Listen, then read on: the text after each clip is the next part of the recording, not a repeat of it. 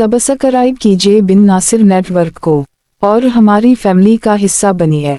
एक मशहूर वाकया है कि किसी बादशाह के दरबार में एक भनगी को पेश होने का मौका मिला तो अजीब बात रूनुमा हुई। दरबार में दाखिल होते ही वो धड़ाम से फर्श पर गिरा और बेहोश हो गया। इसे होश में लाने की सरतोड़ कोशिश की गई मगर बेसूद। आखिर एक दाना दरबारी ने एक गंदगी से आलूदा जूता लाने का मशवरा दिया। जूता लाया गया तो दाना ने कहा, इस भनगी को ये जूता सौंधाया जाए।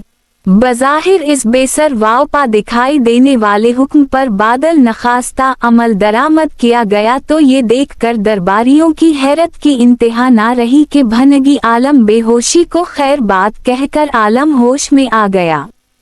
यानी जो काम शाही हकीम की आला जुड़ी बूटियों से तैयार करदा कीमती दवाएं ना कर सकें, गुलाजत से भरा जूता वो कमाल दिखा गया। सब लोग दाना दरबारी से हंसने लगे। ये क्या माजरा है। तब उसने जो हिकमत बताई वो तारीख में सुनहरे हुरूफ से लिख दी गई।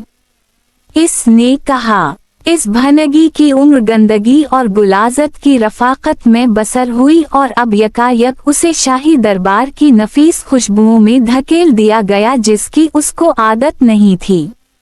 चूंकि इसकी तबीयत में इस नफासत को कबूल करने की सलाहियत ही ना थी तो ये बर्दाश्त न कर सका और अपने हवास खो बैठा। और जब इसको इसकी तबीयत के मुवाफिक माहौल दिया गया तो फौरा इसको कबूल करते हुए होश में आ गया। इस वाक़ये को पढ़ने के बाद मुझे कई भटकते सवालों के तसल्ली बख्श जवाब मिल गए। आइए आप भी सुनिए और सर धुनिए। हम टेलीविजन के सामने बैठ जाएं तो बलाम बालिगा घंटों के गुजर जाने का एहसास तक नहीं होता, जबकि नमाज शुरू कर दें तो 5 मिनट गुजारने मुहाल हो जाते हैं। नावल पढ़ना शुरू करें तो लगातार बहुत सा टाइम उसे पढ़ने में गुजारना बेहद सहल मालूम होता है और अगर तिलावत कुरान की तौफीक मिल भी जाए तो सर से उतारने की कोशिश होती है।